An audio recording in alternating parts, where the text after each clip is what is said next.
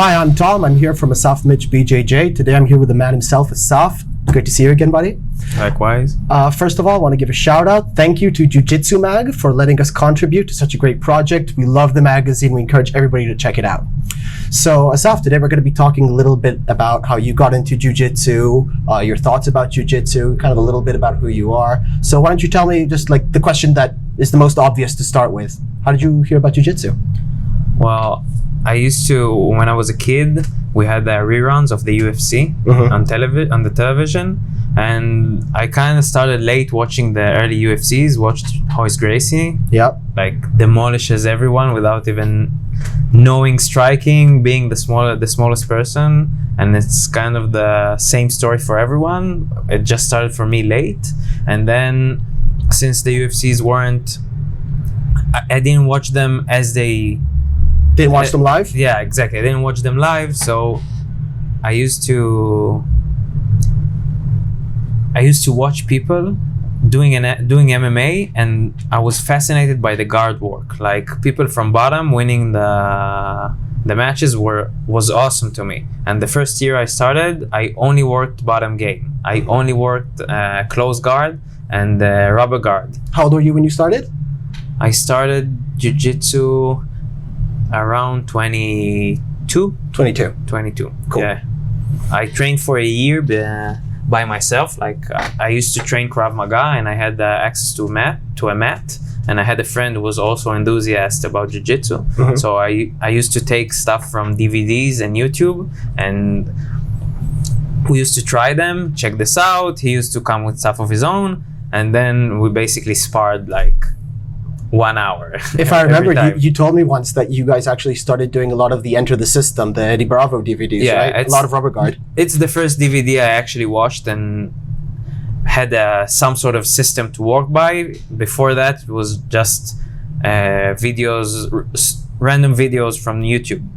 Okay, and where do you train today? I train and teach at Team Beret MMA in Tel Aviv, here in Israel. And I mainly teach the morning classes, but now we're gonna move to a new location, and I'm gonna have more classes also in the evenings. Amazing. Yeah. And for how long have you been teaching? And also, how long have you been a black belt at Jiu Jitsu?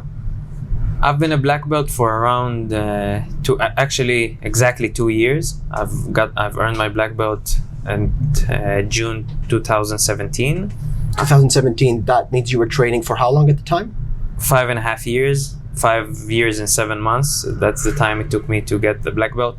It's not exactly 5 years and 7 months, because I had, like I told you, a year of training before that I just trained with my friend. But after that year, I started training with an instructor. And from that date, it took me 5 years and 7 months to earn my black belt. A little side note to some of our listeners: I'm actually one of Asaf's students, one of the first blue belt ever. My first blue belt. First blue belt, love it.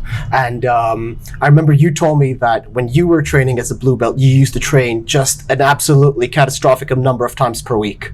Yeah, when I was a blue belt, I used to train like I didn't do only jiu-jitsu. I used to do movement as well, but I had like 20 classes a week. Attending. That's ridiculous. Yeah, about half and half movement and jiu-jitsu. But besides that, I used to watch like 5 hours of video of jiu-jitsu every week, every day. So it was all about jiu-jitsu. Amazing. I herniated my disc in my neck when I was like 6 months in, and I remember sitting in the MRI, and he told me to stay still in the MRI, don't move.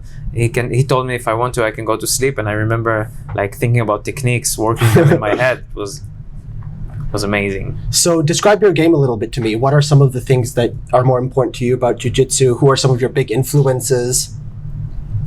Well, probably my biggest influence is Marcelo Garcia.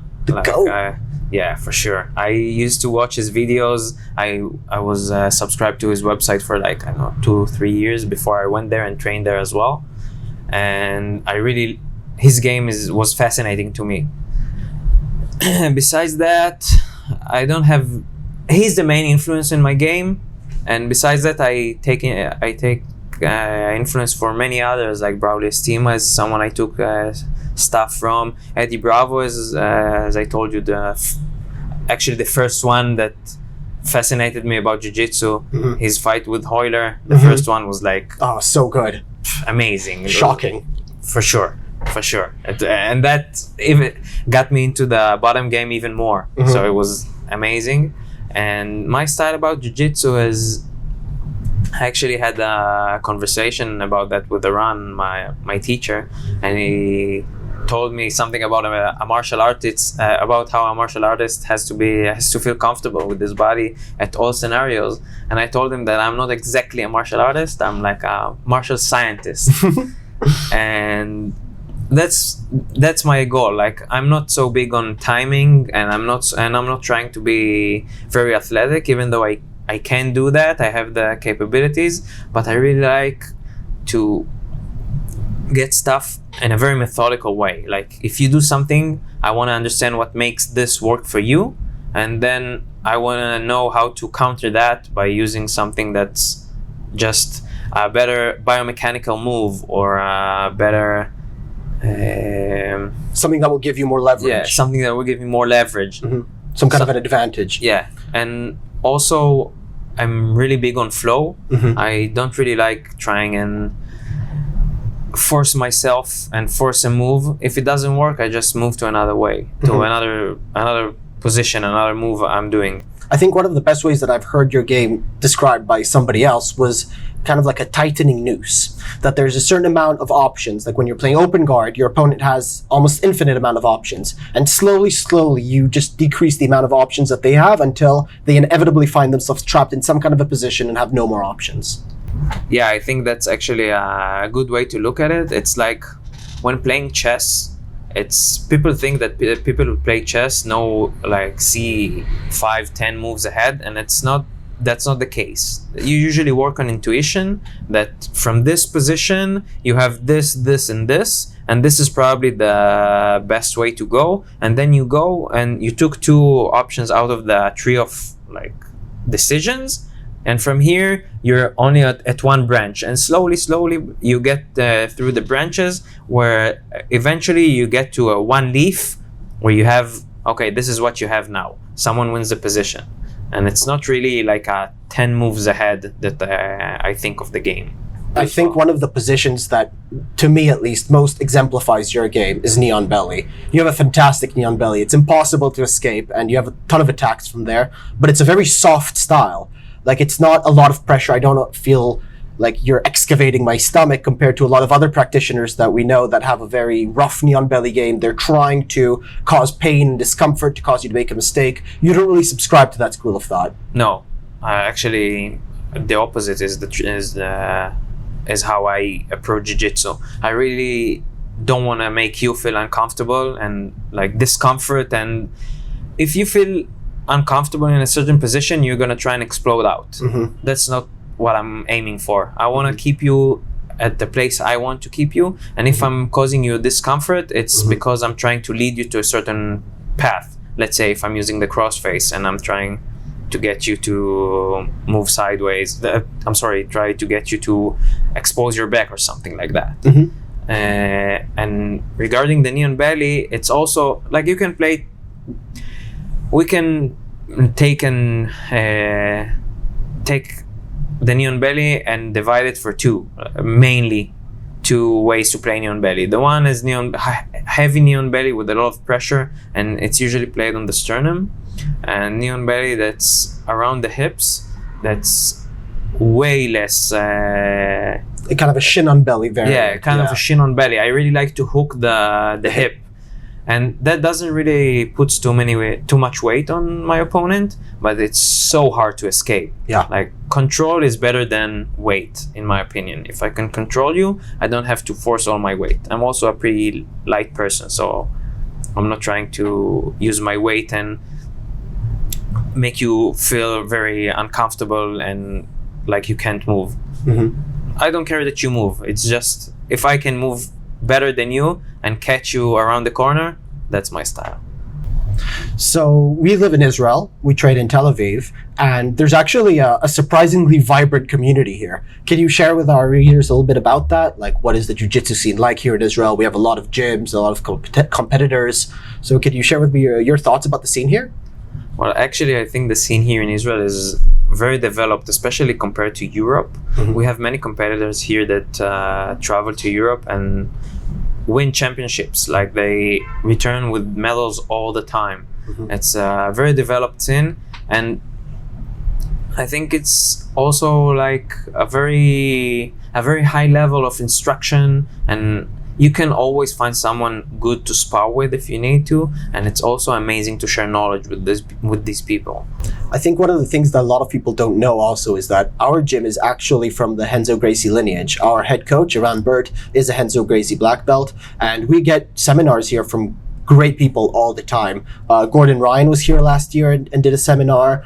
Ethan Krellenstein was here recently, and those are just a few that I know about from the last year. So we really benefit from being part of that and from getting seminars here all the time from high-level people. Yeah, a lot of high-level people come here to Israel and teach seminars.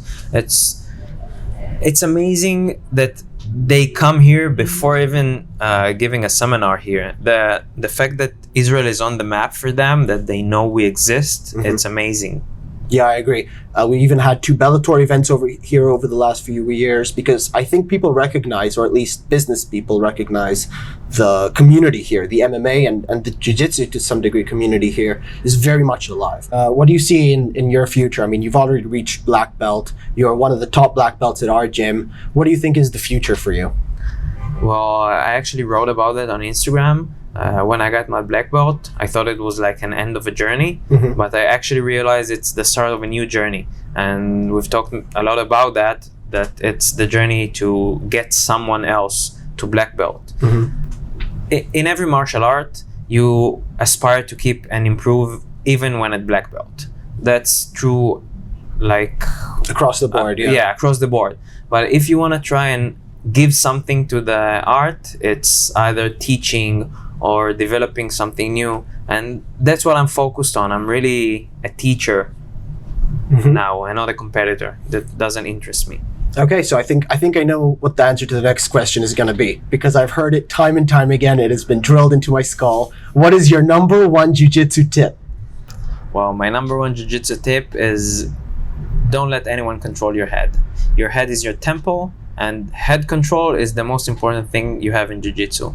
Both your head and your opponent's head. If you can control his head, you can dictate the movement, the way he's gonna move. Where the head goes, the body follows. And that's true from an offensive and also a defensive perspective. If I'm in side control and I'm on top, if I'm using a good crossface, I know you can't re-guard. I know that if I'm gonna apply more pressure, you're gonna expose your back, and that gives me more offensive opportunities. And like, if you look at it from a defensive perspective, if I'm on bottom position and side control, if my head is free, I know I can turn towards you. I know I can breach towards you to create space. I know I can get my knee inside, like between us, and that gives me tons of outs. I can spin under, whatever. Okay, I'm gonna shift gears a little bit.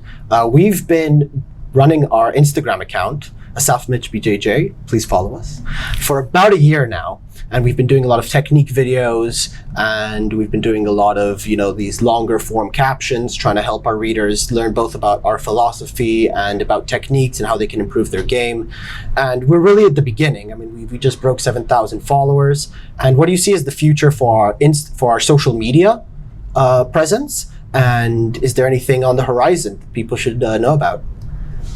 Well, actually, I'm very excited about this collaboration with Jiu Jitsu Mag. It's amazing to be able to take my knowledge and convey it through the magazine to the Jiu Jitsu community. What the future holds is a mystery, actually, because we have the Instagram account. We're starting with the YouTube account, which is probably a way better platform for us to convey knowledge. Because Instagram, it has been amazing, and I'm gonna continue. We're gonna continue and upload techniques for that. For sure. And it helped me a lot in my teaching style as well. But it's not the best way to convey knowledge. I want to be able to share my knowledge with everyone. So YouTube is probably where my focus is gonna go to now. And I don't really know how it's gonna pan out. Like, we're just in the beginning of a lot of changes, as you know, and I'm not really sure. It's just stay tuned for it. It's gonna be amazing. All right, man. It's been really fun. We talk all the time, but it's great to take one of our conversations and be able to share them with everybody. Once again, we want to say thank you to Jiu Jitsu Mag for allowing us to contribute, and please stay tuned until next time.